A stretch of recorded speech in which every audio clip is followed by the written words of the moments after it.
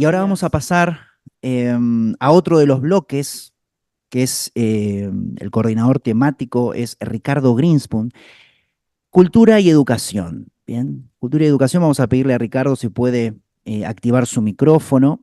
Y hay algunas, en este apartado, en este bloque temático, hay algunas afirmaciones, algunos títulos que estuve viendo y que nos gustaría, Ricardo, si puedes compartirnos algo al respecto. Aquí tú mencionas que el sistema educativo es mecánico, es automático y adormecido, anacrónico, entrega herramientas del pasado inutilizables en el futuro.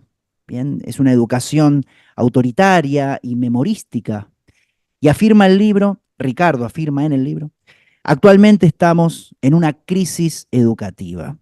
Así que, Ricardo, ¿podrías compartirnos y explicarnos, si eres tan amable, también te agradecemos por tu presencia en esta reunión, la esencia de esta crisis que viene, yo creo, desde hace décadas o desde que se ha instalado este sistema formativo?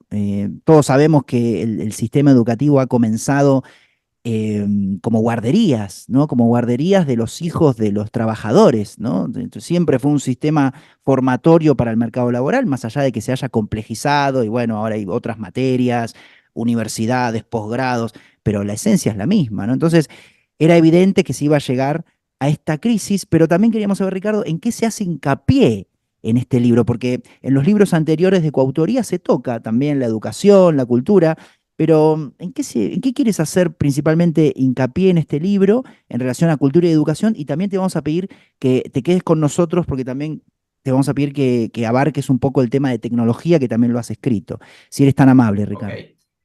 Eh, bueno, tal como dijiste, y vamos a entramar un poquitito también los dos ámbitos, el de cultura y educación y el de tecnología, porque van muy, muy de la mano en este momento. Los procesos educativos hoy están sumamente vinculados con la tecnología y las situaciones distópicas también están muy entramadas, en lo que refiere a la educación y al uso de la tecnología.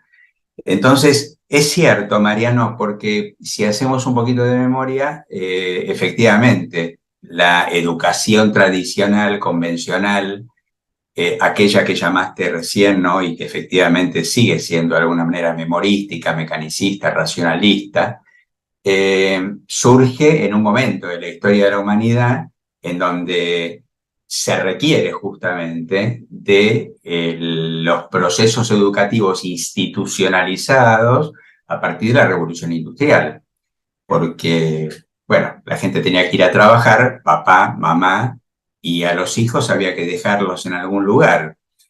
Eh, en aquellas épocas, sin embargo, el propósito tenía que ver con la educación también, porque era una forma de preparar al niño, a la niña, para un mundo, para un mercado laboral que iba a requerir también de ellos. ¿Mm? Si bien eran guarderías o eran de alguna manera como depósitos, lo que siento, para resumir un poquitito este aspecto, es que ha variado mucho la situación desde aquella necesidad a esta presente. No solamente la necesidad, sino los propósitos también se han modificado notablemente. Porque en este momento, si bien las escuelas, y hablo de estas escuelas puntualmente, las escuelas convencionales, tradicionales, que siguen aplicando un orden, un sistema educativo que responde a este sistema de la élite, de la que estábamos hablando antes también, y que si bien en una época tuvo como propósito educar para un mercado de trabajo, en este momento, sin embargo, el propósito es muy distinto, es muy diferente. Acá creo que es lo primero que tenemos que señalar. Vos fíjate qué curioso, ¿no? De hecho, en nuestro libro, en este libro, hacemos mención a la Agenda 2030. Eh, bueno, la Agenda 2030, tal como se la definió en su momento, en cuanto a objetivos, en lo que refiere a educación, lo que planteaba es que para el año 2030 todos los niños, niñas y jóvenes tengan acceso al sistema educativo. ¿Mm? Y curiosamente, yo diría que no les está yendo bien en ese sentido, o a lo mejor, apelando a cierta ironía, podríamos pensar que sí, que les está yendo bien, porque nada de eso va a suceder para el año 2030. Los niños y niñas en este momento, y de acuerdo a última información que tenemos, están siendo cada vez más excluidos del sistema educativo presente, y ni hablar de un futuro para el cual hoy se busca educar al postulante de un trabajo que todavía no existe. Es curioso, ¿no? Acá lo vinculamos incluso con la tecnología, pero la realidad está siendo esa.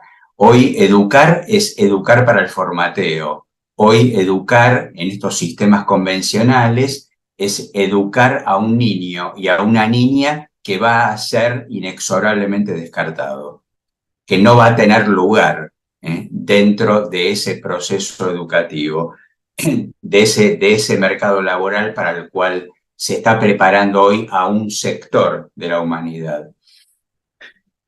Me gustaría hacer referencia a 3 puntos, sobre todo, para resumir un poquito de qué hablo en estos capítulos. Uno es que la educación convencional, tal como la hemos conocido y como la conocemos, está finalizando un ciclo.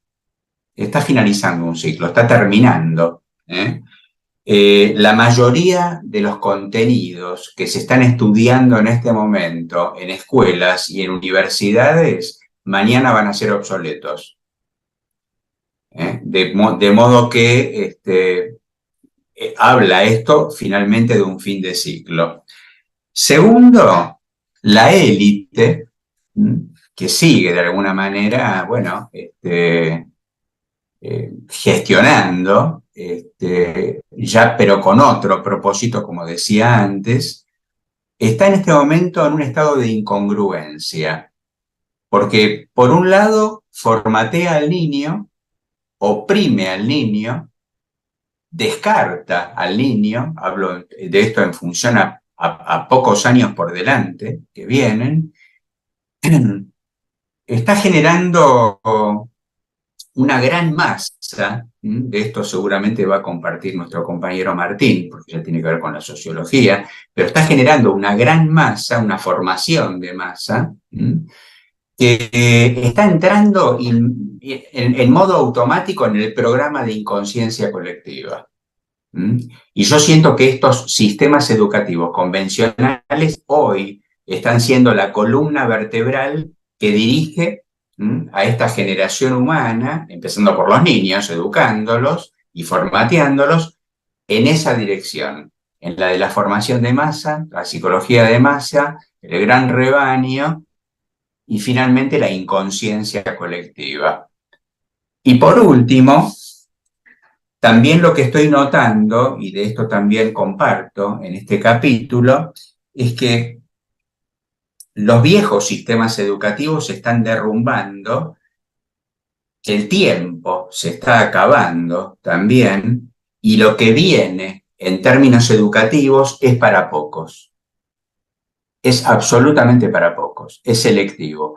Recién decía que el sistema, la élite, está en un estado de incongruencia, porque por un lado está formateando y descartando a una gran masa de niños y niñas que no van a formar parte de lo que la élite tiene como propósito, pero al mismo tiempo la pregunta presente es: ¿a quién educamos? ¿A quién seleccionamos? ¿Y cómo los educamos? Y acá sucede algo interesante. A mí me gustaría compartir algunos datos con respecto a esto, datos que surgen con posterioridad a la publicación del libro. En este momento hay una crisis, ¿y por qué digo que el sistema se está derrumbando? Hay una crisis en el ámbito educativo que es global. En muy poco tiempo no va a haber docentes, no va a haber maestros, maestras, profesores para atender la necesidad de escolarización que va a surgir de la demanda de niños y de niñas que van a necesitar entrar en el proceso educativo, pero no van a contar con docentes que puedan educarlos. En ese sentido, bueno, pueden recurrir hoy a información que está disponible en UNESCO, en la UNICEF, que habla justamente de esto.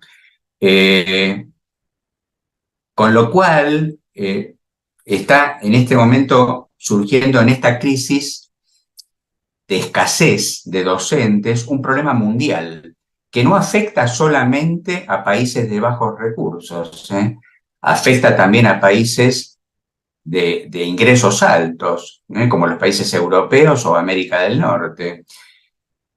La tasa mundial en este momento de abandono de la profesión entre los docentes de educación primaria casi se ha duplicado el abandono, se ha duplicado de 2015 a 2022. Los docentes están dejando la profesión durante los primeros 5 años de su carrera. Y si en paralelo traigo una situación extrema, que es la que está viviendo África, y sobre todo África subsahariana, la situación, por citar uno de los países uno de los lugares más desgarrados del planeta, la situación es tremenda, tremenda. Acá en este caso, la escasez de docentes se eleva al 90% en la educación secundaria. La mayor cantidad de escasez de docentes está en África subsahariana, que necesita alrededor de 16 millones de docentes que serán necesarios en la educación primaria, más docentes para abrir nuevas vacantes. Bueno, estoy dando cifras que son absolutamente inviables esto. Con lo cual nos encontramos con que en muy poco tiempo, más del 70% de los países de la región de África subsahariana va a afrontar una escasez de docentes de escuela primaria y 90% de los países no va a tener suficientes docentes para las escuelas secundarias. Esto es terrible, es terrible. Bueno, lo estoy dando como un ejemplo concreto que habla de lo primero que planteaba recién. Es un sistema que está sentenciado a terminar, a derrumbarse, con lo cual, bueno, no solamente el formateo del niño tiene que ver con un niño descartable, un niño que bueno, no va a responder, no va a calificar para aquellas tareas que todavía incluso no existen, sino que por otra parte ya se está derrumbando el sistema en sí. Decía al principio que el sistema está en un estado incongruente, porque por un lado descarta a una gran masa de niños y de niñas, y por otro lado necesita descubrir y a niños y a niñas que apliquen a tareas que sí van a ser necesarias. Por eso yo decía, hoy se busca educar al postulante de un trabajo que no existe. ¿Y cómo es ese postulante? Hoy Google for Education, por ejemplo, nos habla de habilidades blandas. Hoy las grandes corporaciones hegemónicas, las grandes empresas, están buscando en estos jóvenes y en los que van a venir detrás de ellos postulantes para empleos que fundamentalmente tengan interés en el materialismo, en el hedonismo, en la búsqueda del placer rápido, en la inmediatez, o sea, los rápidos resultados, no en los procesos, que tengan poco compromiso emocional y poco compromiso afectivo. Las entrevistas de trabajo en este momento para estos postulantes, básicamente en la entrevista de trabajo, lo que escucha el empleador es qué preguntas formula el postulante. Y las preguntas que formula el postulante son fundamentalmente, ¿cuándo tengo el viernes libre? Es estadística esto, ¿Cuándo tengo el viernes libre? ¿Cuántos días de vacaciones me voy a poder tomar? ¿Dónde está la cancha de ping-pong? ¿Y cuándo es el happy hour? Y no estamos hablando de niños o de niñas o de jóvenes que no sean inteligentes. Son inteligentes. De hecho, se los está preparando, y acá entrando un poquito también en el ámbito de la tecnología, para que puedan atender tareas que hace 5 años no existían. O sea, hoy podemos mirar por el espejo retrovisor y hace 5 años hablar de un desarrollador de inteligencia artificial era inimaginable. Hablar de un empleado de TikTok era inimaginable, o de Instagram, o de Data Science, era inimaginable. Y sin embargo, hoy se está buscando a este joven y se está intentando educar a estos jóvenes, a estos niños y niñas, para que puedan responder a este tipo de tareas. Pero en este tipo de tareas, y también para sintetizarlo, lo que se requiere fundamentalmente es que estos jóvenes hagan las preguntas correspondientes. Tomemos como ejemplo ChatGPT. Todos nosotros quizás utilizamos en algún momento alguna de estas plataformas, pero si hoy entramos a ChatGPT, lo que podemos todos notar es que lo más importante cuando interactuamos con esa aplicación es que las preguntas que hagamos sean las correspondientes y que las preguntas que hagamos sean potentes. La inteligencia artificial, si no, se desinteresa de nosotros si no hacemos las preguntas correspondientes y no hacemos las preguntas potentes. Para eso se está formando a estos niños, justamente. Hay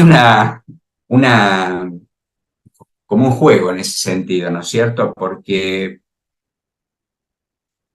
si hoy el joven tiene mayores capacidades en términos tecnológicos, si tiene mayores capacidades, tiene mayores oportunidades. La gran masa de niños, por lógica y por coherencia, si tienen menores capacidades, tienen menos oportunidades. Con lo cual, bueno, el sistema está educando selectivamente en este momento y está generando mayores oportunidades a aquella pequeña masa seleccionada de niñas y niños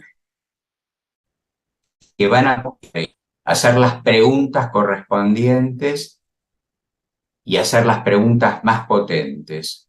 Mi pregunta es, ¿qué pasa entonces con los niños y niñas a los que sí se les puede ofrecer la oportunidad? Y a lo mejor con esto ¿no? Ofrecerles una oportunidad a niños y a niñas que están siendo excluidos del sistema para que puedan encontrar una puerta en donde puedan desplegar sus capacidades, sus dones, sus talentos y llevar a cabo este despliegue, este desarrollo, el de poder realmente hacer las preguntas que corresponden y las preguntas potentes. Pero ¿cuáles son esas preguntas? Si nos basamos en los ámbitos de la inconsciencia o en el ámbito de la conciencia. En todo caso, alentarlos a qué, inspirarlos para qué, para que puedan llevar a cabo las preguntas que corresponden y las preguntas potentes, pero que tengan que ver auténticamente con el ser. En tecnología, vinculando un poquito con educación, bueno, yo lo que planteo es que las grandes corporaciones tecnológicas, para las grandes corporaciones tecnológicas, la humanidad ya no solamente dejó de ser un cliente, sino que hasta incluso ya dejó de ser el producto. Porque en determinado momento pasó de ser el cliente a ser el producto. Ahora ya directamente es el objeto. Es el objeto de manipulación y es el objeto de búsqueda de todo esto que estaba planteando recién. La tecnología lo que plantea en este momento es un poder hegemónico. El uso de las tecnologías en tanto responda a este sistema autoritario, termina siendo una herramienta de uso para un mundo que va a utilizar las tecnologías para establecer un sistema de vigilancia global, un sistema de tecnocracia totalitaria. Las tecnologías son instrumentos que, estando en manos de estas fuerzas involutivas, esto es lo que planteo, se configuran como un poderoso seleccionador, con respecto a esto también me refería recién en el ámbito de la educación, un seleccionador, un cernidor que fragmenta, que divide, que somete, que esclaviza, que excluye, que manipula a una gran parte de la humanidad que ya le resulta disfuncional y descartable.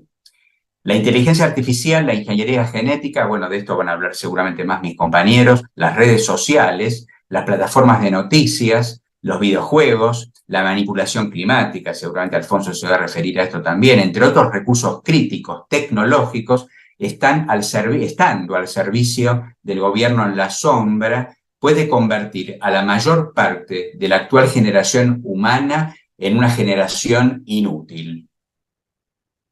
Inútil. No existen políticas, regulaciones, no hay ética consensuada globalmente que permita gestionar para el bien de todas las especies vivas y del planeta en sí.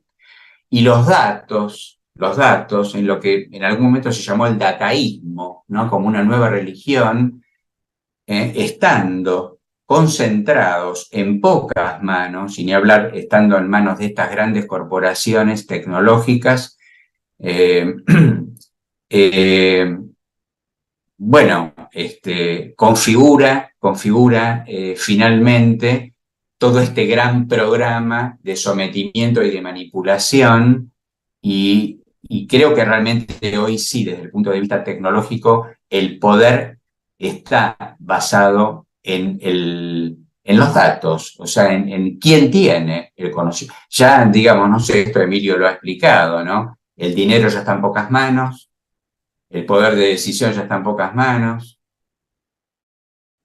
ya no gobiernan, entonces la tecnología hoy se constituye en una herramienta de poder desde todo punto de vista y fundamentalmente en cuanto a la concentración de los datos. Los datos, digo, no lo que llamaba recién el dataísmo, la mentalidad creada por el significado emergente del Big Data, la inteligencia artificial a la que hacía referencia recién y el Internet de las cosas, se constituyen hoy en el activo más importante. Y me gustaría dejar un poco de lugar a que mis compañeros también se explayen, porque entiendo que es un tema que atañe también a los otros ámbitos. Y después, si no me equivoco, Mariano, hacia el final tendremos una breve reflexión un poquito más alentadora, porque todo esto es bastante desmotivante, ¿no es cierto? Pero también tenemos margen, tenemos tarea para llevar a cabo, tenemos mucho para hacer en el ámbito educativo, de hecho está sucediendo, felizmente, y hay una gran esperanza para que aquello que intenta seleccionar el sistema, bueno, que vaya por su camino, pero nosotros a lo nuestro, y en eso estamos.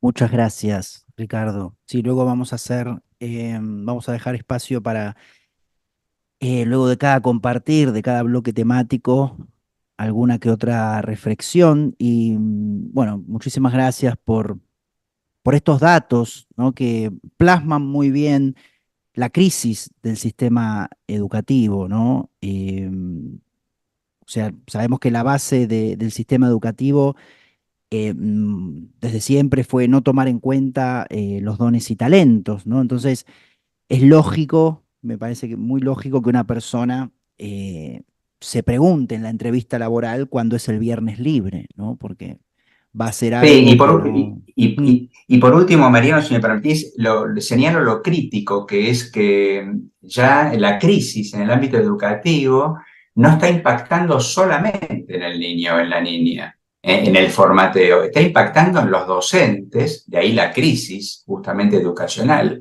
Los docentes no quieren seguir siendo docentes dentro de ese sistema y Claro. ni hablar en el ámbito social, cómo impacta en padres, en madres, actores involucrados dentro del sistema que confrontan entre sí.